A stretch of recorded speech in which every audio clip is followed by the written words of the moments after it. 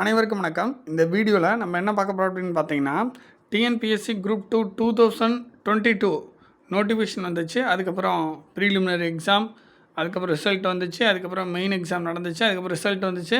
இப்போ எல்லோரும் வந்து மோஸ்ட்லி ஜாப் வாங்கிட்டாங்க. ஓகேங்களா? அதாவது கிட்டத்தட்ட 2022 ஆரம்பித்த ப்ராசஸ் 2024 பாதியில் தான் முடிவடைஞ்சிச்சு. ஓகேங்களா?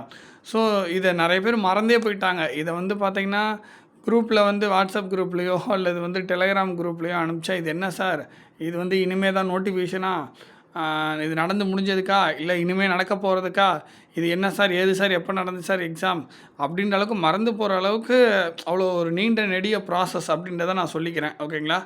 ஸோ திருப்பி சொல்கிறேன், நல்லா கவனிங்க. 2022 நோட்டிஃபிகேஷன், 2022 ப்ரீலிமினரி எக்ஸாம், அதுக்கப்புறம் 2023 முடிஞ்சிருச்சு. ப்ரீலிமினரி எக்ஸாம் ரிசல்ட்டு, அதுக்கப்புறம் மெயின்ஸ் எக்ஸாம் நடந்துச்சு. மெயின்ஸ் எக்ஸாமோட ரிசல்ட்டு, அப்புறம் 2024 போஸ்டிங். ஓகேங்களா? இது வந்து நீண்ட நெடிய ப்ராசஸ். இது வந்து பார்த்திங்கன்னா குரூப் 2 மற்றும் 2A ரெண்டுமே சேர்ந்தது தான், ஒரே எக்ஸாம். ஓகேங்களா? ஸோ இது தெரிஞ்சுக்குங்க. ஸோ இதில் மொத்தமாக வந்து பார்த்திங்கன்னா ஸ்டெனோ இல்லாத போஸ்ட்டு தனியாக இருக்கும். ஓகேங்களா? ஸ்டெனோ இருக்க போஸ்ட்டு தனியாக இருக்கும். ஸோ அதை தெரிஞ்சுக்குங்க. இது வந்து பார்த்திங்கன்னா ஸ்டெனோவுக்கான, ஓகேங்களா, ஸ்டெனோ அப்படின்றது நான் இன்டர்வியூ லிஸ்ட்டில் வருது. ஸோ ஸ்டெனோவுக்கான ஒரு ரேங்க் லிஸ்ட்டு விட்டுருக்காங்க. ஸோ அதை தான் நம்ம வந்து இங்கே பார்க்க போகிறோம். புரியுதுங்களா? ஸ்டெனோவில் எத்தனை பேர் வந்து ஜாப் எடுத்திருக்காங்க. ஓகேங்களா? ஸோ ஸ்டெனோ டைப்பிஸ்ட் மோஸ்ட்லி வந்து பார்த்திங்கன்னா குரூப் 2 2Aல வரக்கூடிய அந்த ஸ்டெனோ டைப்பிஸ்ட் அப்படின்ற போஸ்ட் வந்து செக்ரட்டரியேட்டில் நிறையா இருக்கும். ஒரு சில போஸ்ட்டு டிஎன்பிஎஸ்சியில் இருக்கும், ஒரு சில போஸ்ட் அந்த சென்னை சுற்றி இருக்கும். மோஸ்ட்லி இந்த குரூப் 2 2Aல வரக்கூடிய ஸ்டெனோ, அது கிரேடு 2ன்னு சொல்லுவாங்க. இந்த போஸ்ட் வந்து மோஸ்ட்லி ஃபுல்லாக கிட்டத்தட்ட 100% பார்த்திங்கன்னா சென்னை சைடு தான். திருப்பி ரிட்டர்ன் வந்து நம்ம ஏரியா சைடு, நம்ம டிஸ்ட்ரிக்ட் சைடு வருவதற்கான வாய்ப்புகள் மிகவும் குறைவு. ஓகேங்களா? ஸோ ஃபுல்லாக சென்னையில் செட்டில் ஆகிற மாதிரி தான் இருக்கும். இதில் நீங்கள் போஸ்டிங் எடுத்துகிட்டு நீங்கள் வேலைக்கு போனீங்க அப்படின்னா, உங்கள் ஏரியாவுக்கு வரணும், உங்கள் டிஸ்ட்ரிக்ட் வரணும் அப்படின்னா, நீங்கள் வேறு ஏதாவது ஒரு குரூப் 4ஓ இல்லை வேறு ஏதோ ஒரு எக்ஸாம் எழுதி தான் நீங்கள் மாறிக்க முடியும். வேறு ஏதோ ஒரு எக்ஸாம் எழுதி வேறு ஏதாவது டிபார்ட்மெண்ட் எடுத்தால் மாற முடியும். இது ஃபுல் அண்ட் ஃபுல் சென்னையில் மட்டும்தான். ஸோ அது ஃபஸ்ட்டு நீங்கள் தெரிஞ்சுக்கணும். புரியுதுங்களா? இது வந்து ஸ்டெனோன்றது என்ன அப்படின்னா, டைப்ரைட்டிங்கும் ஷார்ட்டனும் சேர்ந்தது மொத்தமாக ஸ்டெனோன்னு சொல்லுவாங்க. ஸ்டெனோ டைப்பிஸ்ட் அப்படின்ற போஸ்ட்டுக்கு டைப்ரைட்டிங் முடிக்கணும், ஷார்ட்டனும் முடிக்கணும். சில பேர் என்ன நினைக்கிறாங்க, ஷார்ட்டன் மட்டும் முடித்தா போதுமா அப்படின்னு நினைக்கிறாங்க. அப்படி இல்லை. ஸோ இதெல்லாம் பேசிக்கான விஷயங்கள் நான் ஞாபகப்படுத்துகிறேன். இந்த ஸ்டெனோ டைப்பிஸ்ட் கிரேடு 3 வந்து குரூப் 4ல், ஸ்டெனோ டைப்பிஸ்ட் கிரேடு 2 வந்து குரூப் 2 2Aல. ஓகேங்களா? சேலரி ரெண்டுக்குமே ஒன்று தான், அதையும் நான் சொல்லிடுறேன். புரியுதுங்களா? பட் என்ன அப்படின்னா, கிரேடு 2 எடுத்தீங்க அப்படின்னா ஃபுல்லாக போஸ்டிங் ஃபுல்லாக சென்னையில் தான். ஸோ குயிக்காக ப்ரமோஷன் வருவதற்கான வாய்ப்புகள் இருக்குது, சேலரி குயிக்காக இம்ப்ரூவ் ஆகிறதுக்கான வாய்ப்புகள் இருக்குது. ஓகேங்களா? ஸோ அதையும் சொல்லிக்கிறேன். நிறைய பேர் என்ன கேட்டுட்டு இருந்தாங்கன்னா, எக்ஸாமுக்கு முன்னாடி அல்லது எக்ஸாம் எழுதுனதுக்கப்புறம் எத்தனை போஸ்ட் இருக்குது, எவ்வளோ cut off sir, cut off எவ்வளோ சார், கட் ஆஃப் எவ்வளோ சார் அப்படின்னு கேட்டுக்கிட்டு இருந்தாங்க. கிட்டத்தட்ட வந்து ஒரு 73 பேர் வந்து போஸ்டிங் வாங்கியிருக்காங்க, 73 பேர் போஸ்ட் எடுத்திருக்காங்க. ஸோ அவங்களோட ரேங்க் லிஸ்ட் தான் இங்கே இருக்குது. புரியுதுங்களா? நான் தனித்தனியாக, அதாவது ஜென்ரல் கேட்டகரி தனியாக, பிசி தனியாக, எம்பிசி தனியாக, எஸ்சி தனியாக, எஸ்சிஏ தனியாக, எஸ்டி தனியாக, பிசிஎம் தனியாக நான் இங்கே வச்சுருக்கேன். ஓகேங்களா? அந்த லிஸ்ட்டை உங்களுக்கு ஷோ பண்ண போகிறேன். ஸோ இதிலேருந்து இதில் இருக்கக்கூடிய கட் ஆஃப் வந்து நீங்கள் தெரிஞ்சுக்கலாம். மெயின் எக்ஸாமோட கட் ஆஃப் இங்கே வச்சுருக்கேன். இது வந்து ப்ரீலிமினரி எக்ஸாமோட கட் ஆஃப் கிடையாது. ப்ரீலிமினரி எக்ஸாமில் அவங்க வந்து டிஎன்பிஎஸ்சி தரப்பில் வெளிப்படையாக சொல்ல மாட்டாங்க. அது உங்களுக்கே தெரிஞ்சாதான். மொத்தமாக ப்ரீலிமினரியில் யாரெல்லாம் செலக்ட்டுன்னு சொல்லிவிட்டு யாரெல்லாம் மெயின்ஸ் எழுதலான்னு சொல்லிவிட்டா ஒரு லிஸ்ட்டு விட்டுருந்தாங்க. அதில் இவங்களாம் கால்குலேஷன் பண்ணுறதா, நம்ம எத்தனை கொஸ்டின் போட்டிருந்தோம் அப்படின்னு சொல்லி நம்மளாம் கால்குலேஷன் போட்டுக்கிட்டது தான். ஓகேங்களா? நிறையா பேசுகிறேன்னு நினைக்க வேணாம். நிறைய பேருக்கு சுத்தமாக விவரம் தெரியாமல் இருக்காங்க. அதனால் பல விஷயங்கள் நம்ம சொல்ல வேண்டியதாக போகுது.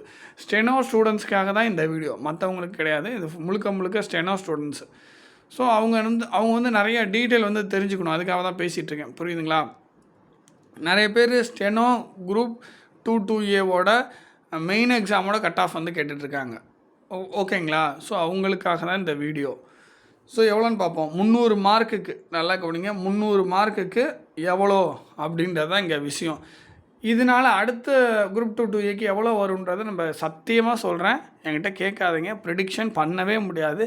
ஏன்னா இதில் குரூப் 2 2Aல ஸ்டெனோ டைப்பிஸ்ட் அந்த கிரேடு 2 பர்சனல் கிளர்க்குன்னு சொல்லுவாங்க, ஸ்டெனோ டைப்பிஸ்ட் கிரேடு 2ன்னு சொல்லுவாங்க. இந்த போஸ்ட் வந்து வெறும் 100க்குள்ளே தான் வருது இது வரைக்கும். ஒரு சில எக்ஸாமில் 50 வந்திருக்கு, 70 வந்திருக்கு, மேக்ஸிமம் 100 வந்திருக்கு. ஏதாவது அபூர்வமாக ஒரு சில எக்ஸாமில் 150 வரும். அதுக்கு மேலே வருவதற்கான வாய்ப்புகளில் ஆவரேஜாக எவ்வளோன்னு பார்த்தீங்கன்னா 70 to 100 தாங்க. இவ்வளோ போஸ்ட்டு தாங்க வரும். இந்த டைம் 73 பேர் போஸ்டிங் எடுத்திருக்காங்க. அதை ஃபஸ்ட்டு நீங்கள் தெரிஞ்சுக்கணும். நல்லா கவனிங்க. இதோட கட் ஆஃப் வந்து ப்ரிடிக்ஷன் பண்ணவே முடியாது. ஓகேங்களா? மற்ற இதில் இப்போ நீங்கள் நார்மலாக அசிஸ்டண்ட்டுக்கோ இன்டர்வியூ போஸ்ட்டுக்கோ அதாவது இந்த எக்ஸாமில் இன்டர்வியூ நான் இன்டர்வியூன்னு இருந்துச்சு, அதனால நான் சொல்ல வரேன். புரியுதுங்களா? ஸோ மற்றபடி வந்து பார்த்திங்கன்னா அசிஸ்டண்ட் போஸ்ட்டுக்கோ அல்லது அதுக்கு மேலே ஹையர் அத்தாரிட்டியில் உள்ள போஸ்ட்டுக்கோ வந்து பார்த்திங்கன்னா நம்ம வந்து கட் ஆஃப் வந்து ப்ரிடிக்ஷன் பண்ணலாம். பட் ஸ்டெனோவுக்கு இன்னமும் சொல்கிறேன், நம்மளால் கட் ஆஃப் வந்து ப்ரிடிக்ஷன் பண்ணுவது மிகவும் கடினம். ஓகேங்களா? ஸோ ஆனால் இவங்க வந்து லிஸ்ட்டு கொடுத்துருக்காங்க. அதனால் முடிஞ்ச எக்ஸாமுக்கு கட் ஆஃப் நம்ம அவங்க ரிசல்ட்டு விட்டதுக்கு அவங்க லிஸ்ட்டு விட்டுருக்காங்க. இந்த லிஸ்ட்டுக்கு நம்ம கட் ஆஃப் வந்து அக்யூரேட்டாக கணிச்சிடலாம். புரியுதுங்களா? பட் இதுக்கப்புறம் வரக்கூடிய ஸ்டெனோ எக்ஸாமுக்கு இந்த கிரேடு 2 இந்த 2Aக்கு நம்மளால் வந்து கணிக்க முடியாது. இப்போ ஒரு ஆவரேஜாக நான் சொல்கிறேங்க, நீங்கள் எனி கேட்டகரி 300க்கு கிட்டத்தட்ட ஒரு 110 கிட்டே இருந்தீங்கன்னா நீங்கள் எந்த கேட்டகரியாக இருந்தாலும் பிரச்சனை இல்லை. அந்தளவுக்கு தான் இது இருந்தது. புரியுதுங்களா? BC, MBC, SC, SCA, ST, BCM. ஓகேங்களா? நார்மலாக கட் ஆஃப் எப்படி இருந்துச்சு, அதாவது அசிஸ்டண்ட்டுக்கு கிட்டத்தட்ட 300க்கு ஒரு 140 145 இந்த ரேஞ்சில் இருந்ததுங்களா, பிஎஸ்டிஎம் இல்லாமல் ஜென்ரலாக நான் சொல்ல வரேன். பட் இங்கே வந்து ஸ்டெனோவுக்கு 300க்கு ஒரு 110 கிட்ட இருந்தால் போதும். ஒரு சில கேட்டகரிக்கு 100 மார்க் தான், ஒரு சில கேட்டகரிக்கு 90 மார்க் தான் இருந்தது. ஸோ அது என்னன்றதை நம்ம பார்க்க போகிறோம். அதாவது 90ன்றது 300க்கு ஒரு பாருங்கள், 300க்கு கிட்டத்தட்ட வந்து 90 எடுத்தால் பாஸுங்களா? ஓகேங்களா? 300க்கு 100 மார்க் எடுத்தால் ஸ்டெனோவில் கிடைக்கிது. 110 மார்க் எடுத்தால் ஸ்டெனோவில் கிடைக்கிது. 95 எடுத்திருந்தா 98 எடுத்திருந்தால் கூட கிடச்சிருக்கு. என்னன்ற டீட்டெயில் வந்து நம்ம பார்க்க போகிறோம். பாருங்கள், நான் வந்து ஃபஸ்ட்டு வந்து அதர்ஸ் கேட்டகரியிலே மொத்தமே ஒருத்தவங்க தாங்க இருந்தாங்க. 120 மார்க்குங்க. ஓகேங்களா? அப்போனா அதர்ஸ் கேட்டகரியில் கட் ஆஃப் நம்மளால் ப்ரெடிக்ஷன் பண்ண முடியாது. இதை வச்சு பார்க்கும்போது 300க்கு 120 நம்ம ப்ரெடிக்ஷன் பண்ணலாம். ஓகேங்களா? ஒரே ஒரு ஆள் தான் செலக்ட் ஆகிருக்காங்க. ஓகேங்களா? உங்களோட ரேங்க் வந்து 98வது ரேங்க். புரியுதுங்களா? ஸோ ரிஜிஸ்டர் நம்பர் கொடுத்துருக்காங்க, டேட் ஆஃப் பர்த் கொடுத்துருக்காங்க. ஸோ ஓசி கேட்டகரி, ஓசினா என்ன, ஜென்ரல் ஃபீமேல் கேட்டகரி. 120 மார்க் 300க்கு. அடுத்து பாருங்கள், ஓவரால் ரேங்க் வந்து பார்த்திங்கன்னா 4 ரேங்க் வந்து 4 மார்க் வந்து 159.75 பிசி ஃபீமேல். ஓகேங்களா? BC female. ஸோ 4வது ரேங்க்கு மார்க் வந்து இது அதிகம். புரியுதுங்களா? இவங்க ஸ்டெனோவில் செலக்ட் ஆனதுனால அவங்க, அதாவது ப்ரீலிமினரியில் ஸ்டெனோவில் தான் இவங்களுக்கு லிஸ்ட்டு 2ல் தான் வந்திருக்கு. அதனால் இவங்க வேறு வழி இல்லாமல் ஸ்டெனோ போஸ்ட் எடுக்க வேண்டியதாக போயிடுச்சு. 159.75 மார்க்குக்கு ஒருவேளை இவங்க ப்ரீலிமினரியில் ஃபஸ்ட் லிஸ்ட்டு 1ல் செலக்ட் ஆகிருந்தாங்கன்னா இதில் அருமையான போஸ்ட்டு கிடச்சிருக்கும். அதே மாதிரி தான் இந்த 158.50 மார்க்கு, 147.50 மார்க், 144.50 மார்க்கு, 140க்கு மேலே நான் சொல்ல வரேங்க. ஒரு 140க்கு மேலே எடுத்துருக்கவங்களாம் ஒரு நல்ல, அதாவது இங்கே இருக்க எல்லாருமே நல்ல மார்க், பட் 140க்கு மேலேன்னா ரொம்ப ரொம்ப நல்ல மார்க். ஸோ அப்படி இருக்கிறப்ப இவங்களுக்கெல்லாம் வந்து சாதாரணமாக ஒரு ஜென்ரலாக ஒரு நார்மலாகவே சொல்கிறேன், ஒரு அசிஸ்டன்ட் போஸ்ட்டாவது கிடச்சிருக்கும். புரியுதுங்களா என்ன சொல்ல வரேன்னு? ஸோ இவ்வளோ நல்ல மார்க் எடுத்திருக்காங்க. பட் லிஸ்ட்டு 1ல் வரல, லிஸ்ட்டு 2ல் வந்திருக்காங்க ப்ரீலிமினரியில். அதாவது இப்போ நான் பேசுகிறது சிலருக்கு புரியாமல் இருக்கலாம், இந்த எக்ஸாம் எழுதுனவங்களுக்கு நல்லா புரியும். பாருங்கள், இப்போ பாருங்கள், பிசியில் பாருங்கள், பிசியில் வந்து இதெல்லாம் லிஸ்ட்டு நான் ஃபஸ்ட்டு எக்ஸ்ப்ளனேஷன் கொடுத்துட்றேன். இது வந்து பார்த்திங்கன்னா ரேங்க்கு, இங்கே இருக்கிறது mark, register number, date of birth, communal category, gender male அல்லது ஃபீமேல், ஸ்பெஷல் கேட்டகரியில் பிஎஸ்டிஎம்மா பிஎஸ்டிஎம் இல்லையா, அதான். இப்போ பிசிலேயே பாருங்கள், கொஞ்சம் நடுவில் வருவோம். பாருங்கள், பிசி மேல் கேட்டகரி. ஓகேங்களா? 128 மார்க் 300க்கு மெயின் எக்ஸாமில் 128 மார்க் வாங்கினவங்க வேலைக்கு போயிருக்காங்க. ஸோ அதை தெரிஞ்சுக்குங்க. ஸோ அதுக்கப்புறம் பிசியில் ஃபீமேல் பிஎஸ்டிஎம்மில் பாருங்கள் 114.75 மார்க் வாங்கினவங்க 300க்கு 114.75 வேலைக்கு போயிருக்காங்க. மேல் பிஎஸ்டிஎம் 113.50 மேல் பிஎஸ்டிஎம் வேலைக்கு போயிருக்காங்க. ஓகேங்களா? ஸோ பிசி ஃபீமேல் பாருங்கள், இங்கே 101.25 மார்க் மெயின்ஸில் எடுத்தவங்க வேலைக்கு போயிருக்காங்க. ஆக மொத்தம் ஆவரேஜாக பிசிக்கு கிட்டத்தட்ட வந்து பார்த்திங்கன்னா ஒரு 110 கிட்ட நம்ம வச்சுக்கலாம். ஒரு தோராயமாக 300க்கு 110 எடுத்திருந்தால் வேலைக்கு. இது அடுத்த டைம் எப்படி இருக்குன்னு கேட்டால் அது நமக்கு தெரியாது. ஏன்னா ஏகப்பட்ட பேர் ஸ்டெனோ முடிச்சிட்ருக்காங்க. போத் ஹையர் முடிச்சுட்டு இப்போ நடந்து முடிஞ்ச குரூப் 4ல் வந்து பார்த்திங்கன்னா கிட்டத்தட்ட ஒரு 2400 பேர்கிட்ட போத் ஹையர் முடிச்சுட்டு அப்ளை பண்ணியிருந்திருக்காங்க. ஸோ அப்படி இருக்கிறப்ப நீங்களே வந்து ஒரு ப்ரிடிக்ஷன் பண்ணுங்கள். அடுத்த டைம் இந்த 110 தான் வருமானு கேட்டிங்கன்னா டவுட்டு தாங்க. இதை விட அதிகமாக தாங்க வரும் மெயின் எக்ஸாமுக்கு. புரியுதுங்களா? பட் என்னன்னு பார்த்தீங்கன்னா இவங்க அதை பிரிச்சுட்டாங்க. புரியுதுங்களா உங்களுக்கு? எப்படி பிரிச்சுட்டாங்கன்னா இப்போ 2 ப்ரீலிமினரி எக்ஸாம் மாதிரி, அதாவது ப்ரீலிமினரி மெயின்ஸ் 2 இருக்குங்களா? ப்ரீலிமினரிக்கு 4ல் ஒரு ஆப்ஷன் சூஸ் பண்ணுற மாதிரி கொடுத்துருக்காங்களா? மெயின்ஸுக்கும் அந்த மாதிரி வந்துருச்சு. புரியுதுங்களா? அதனால் பிரச்சனை கிடையாது. ஆனால் அதில் நம்மளுக்கு கட் ஆஃப் வந்து ப்ரிடிக்ஷன் பண்ண முடியாது, மிக கடினம். ஸோ அதுக்கப்புறம் பாருங்கள், எம்பிசியில் வந்து பார்த்திங்கன்னா எம்பிசி மேல் பிஎஸ்டிஎம் 130.25 மார்க் வாங்கினவங்க வேலைக்கு போயிருக்காங்க. So MBC female PSTM 120.25 mark வாங்கினவங்க வேலைக்கு போயிருக்காங்க. எம்பிசி இங்கே பாருங்கள் 93.75 மேல் கேட்டகரி வேலைக்கு போயிருக்காங்க. ஸோ அதுக்கப்புறம் பாருங்கள், எம்பிசி ஃபீமேல் கேட்டகரி 91.25 மார்க் எடுத்தவங்க வேலைக்கு போயிருக்காங்க. பாருங்கள் 300க்கு. ஓகேங்களா? ஸோ இதை தெரிஞ்சுக்கணும் நீங்கள். ஸோ அடுத்து எஸ்சி கேட்டகரியில் பார்த்தீங்கன்னா SC female PSTM 123.25 mark, SC male category 117.25 mark. அடுத்து எஸ்சி ஃபீமேல் கேட்டகரி ஜஸ்ட் 90.50 90.50. அடுத்து எஸ்சி மேல் பிஎஸ்டிஎம் 92.75. ஸோ கிட்டத்தட்ட எஸ்சி கேட்டகரியில் ஒரு 95னா போதும் 300க்கு. ஸோ அந்த லெவலில் இருந்திருக்கு எக்ஸாம். ஸோ அதுக்கப்புறம் எஸ்சிஏ கேட்டகரியிலையும் கிட்டத்தட்ட வந்து பார்த்திங்கன்னா ஆட்கள் கம்மியாக இருக்கிறனால உங்களுக்கு அப்படி தெரியுது. எஸ்சிஏ கேட்டகரியிலையும் 93.50 வாங்கியிருக்காங்க. 115.50 எடுத்தவங்க வேலைக்கு போயிருக்காங்க. ஸோ இதெல்லாம் பார்த்துக்குங்க.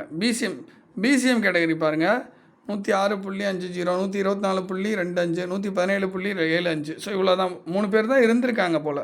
ஓகேங்களா? ஸோ எஸ்டி கேட்டகரியில் பாருங்கள் ஆட்களே இல்லை. அதாவது குரூப் 2 2Aல ஸ்டெனோடைப்பிஸ்ட்டு கிரேடு 2க்கு எஸ்டி கேட்டகரியில் மெயின்ஸ் எக்ஸாமில் ஆளே இல்லை. புரியுதுங்களா? ஆள் வந்தாங்களா, இவங்க செலக்ட் ஆனாங்களா இல்லையா அப்படின்ற விஷயம் தெரியல. செலக்ட் ஆகி இங்கே வந்து ஒரு வேளை 90க்கு கீழே மார்க் எடுத்துட்டாங்களா அப்படின்றது தெரியல. ஸோ என்ன விஷயம்னு தெரியல, அந்த கேட்டகரியே இல்லை பாருங்கள். ஸோ இப்போவும் சொல்கிறேன், இதை வச்சு பார்க்கும்போது இன்னமும் பிசிஎம் அண்டு எஸ்டி கேட்டகரியில் இந்த 2 கேட்டகரியிலையும் இன்னும் காம்படிஷன் வரலை. ஓகேங்களா? ஆல்ரெடி வந்து பிசி எம்பிசி அதிகமாக காம்படிஷன், அதோட எஸ்சி கேட்டகரியும் காம்படிஷனுக்குள்ளே வந்துட்டாங்க, எஸ்சிஏ கேட்டகரியும் காம்படிஷனுக்குள்ளே வந்துட்டாங்க. இன்னும் அந்த அளவுக்கு பெரிய லெவல் காம்படிஷனுக்குள்ளே வராமல் இருக்கிறது பிசிஎம் கேட்டகரியும் எஸ்டி கேட்டகரியும் இன்னும் காம்படிஷனுக்குள்ளே வரல. ஸோ அவங்களுக்கு குரூப் 2 இருக்கட்டும் குரூப் 4 இருக்கட்டும் நல்ல வாய்ப்பு தான். ஸோ இப்போ அடுத்த எக்ஸாம் நல்லா கவனிங்க. இப்போ உங்களுக்கு அதையும் எக்ஸ்ப்ளனேஷன் கொடுத்துட்றேன். இப்போ அடுத்து குரூப் 2 2A. ஓகேங்களா? 2 ஒன்றா தான் வரப்போகுது. அதில் நல்லா கவனிங்க, ப்ரீலிமினரி எக்ஸாம் வருது. ப்ரீலிமினரி எக்ஸாமில் இருந்து லிஸ்ட்டு 1 லிஸ்ட்டு 2 அது மாதிரி வரலாம். அதுக்கப்புறம் இதிலேருந்து என்ன ஆகும்னா இதிலேருந்து பிரியும். அதில் வந்து பார்த்திங்கன்னா 2 வகையான எக்ஸாம் இருக்குது. ஓகேங்களா? ஒன்று வந்து அப்ஜெக்டிவ், இன்னொன்று டெஸ்கிரிப்டிவ். லிஸ்ட்டு 1ல் இருக்கிறவங்க அப்ஜெக்டிவ் அண்டு டிஸ்கிரிப்டிவ் ரெண்டுமே எழுதலாம். லிஸ்ட்டு 2ல் இருக்கிறவங்க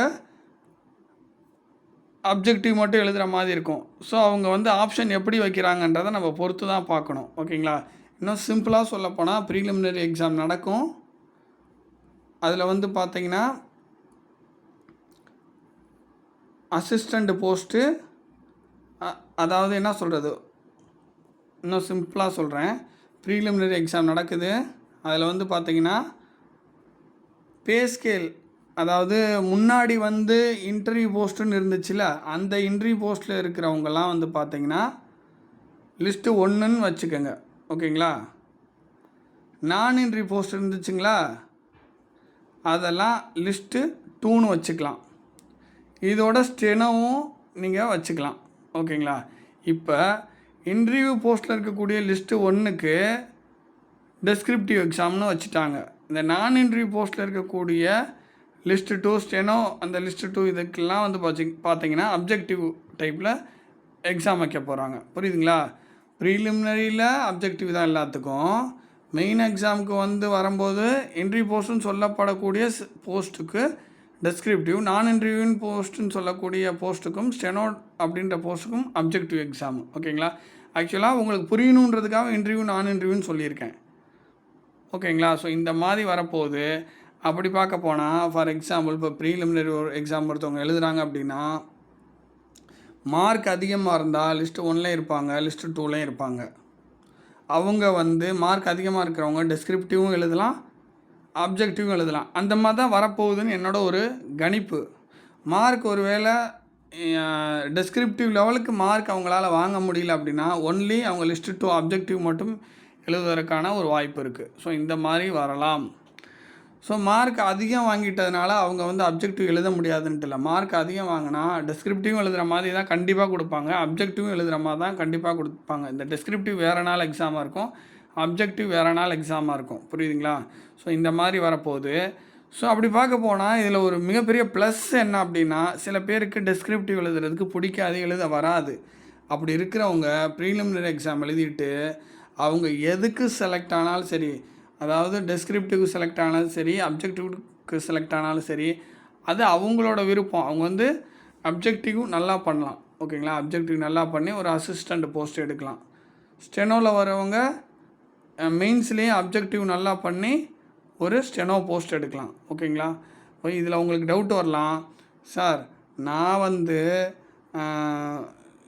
இந்த ப்ரீலிமினரியில் இந்த ஸ்டெனோவுக்கோ அல்லது நான் அசிஸ்டண்ட்டுக்கோ நான் செலக்ட் ஆகிறேன்னா இந்த போஸ்ட்டை இங்கே போய் எடுக்கலாமா? அதாவது டெஸ்கிரிப்டிவ் வந்து என்னை எழுத விடுவாங்களான்னு கேட்டிங்கன்னா அப்படி பண்ண மாட்டாங்க, லிஸ்ட்டை பிரிச்சுருவாங்க. புரியுதுங்களா? ஏன்னா ஆல்ரெடி நடந்த குரூப் 4ல் அசிஸ்டண்ட் போஸ்ட்டுக்கு ப்ரீலிமினரியிலேருந்து தேர்வானவங்க, ஓகேங்களா, அந்த லிஸ்ட்டை தனியாக விட்டாங்க, ஸ்டெனோ லிஸ்ட்டை தனியாக விட்டுறாங்க. ஸோ தனித்தனியாக தான் விடுவாங்க. நீங்கள் மார்க்கு கம்மியாக வாங்குறீங்க அப்படின்னா ஸ்டெனோவுக்கு மட்டும்தான் ஸ்டெனோ இருக்குதுன்னா ஸ்டெனோவுக்கு மட்டும்தான் எலிஜிபிளாக இருப்பீங்க. ஒருவேளை மார்க் அதிகம் இருக்கீங்கன்னா அப்போ தான் என்ன ஆவீங்க, எல்லாத்துக்குமே எலிஜிபிள் ஆவீங்க. ஓகேங்களா? ஸோ இவங்க மார்க் லிஸ்ட்டு விடவும் அதை உங்களுக்கு நல்லா நீட்டாக புரிகிற மாதிரி தனித்தனியாக பிரித்து போட்டிருக்கேன். ஓகேங்களா? ஸோ இந்த பிடிஎஃப் உங்களுக்கு வேணும்னு உங்களுக்கு தோணும். ஸோ ஆல்ரெடி நான் இது வரைக்கும் எடுத்த வீடியோஸ்லாம் மோஸ்ட்லி அதோட பிடிஎஃப் எல்லாமே டிஎன்பிஎஸ்சி கவுன்சிலிங் அப்படின்ற குரூப்பில் போட்டோம். இந்த லிஸ்ட்டும் டிஎன்பிஎஸ்சி கவுன்சிலிங் அப்படின்ற குரூப்பில் கண்டிப்பாக நம்ம போடுவோம். நம்மளோட டெலகிராம் சேனல் டிஎன்பிஎஸ்சி கவுன்சிலிங் அப்படின்ற சேனலில் இணைஞ்சிருங்க. இந்த மாதிரி மேலும் நிறைய அப்டேட் வந்து உங்களுக்கு ஸ்டாட்டிஸ்டிக்ஸ், இந்த குரூப் 2 சம்மந்தமாக, குரூப் 4 சம்மந்தமாக போட்டுகிட்டே இருப்போம் நம்ம.